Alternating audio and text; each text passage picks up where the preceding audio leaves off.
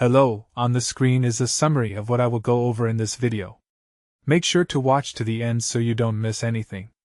Finding your saved passwords on iPhone is easier than you might think, and I'm going to walk you through exactly how to do it.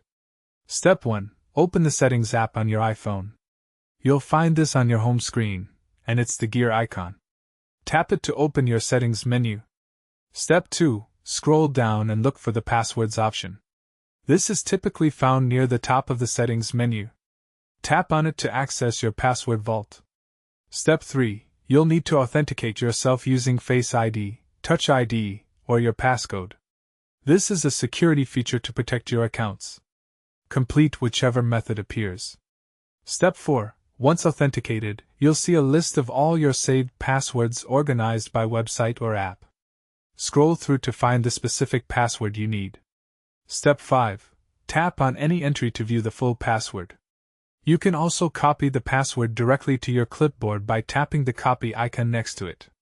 The passwords are securely stored in iCloud Keychain, so they sync across all your Apple devices. This feature keeps your login information organized and accessible whenever you need it.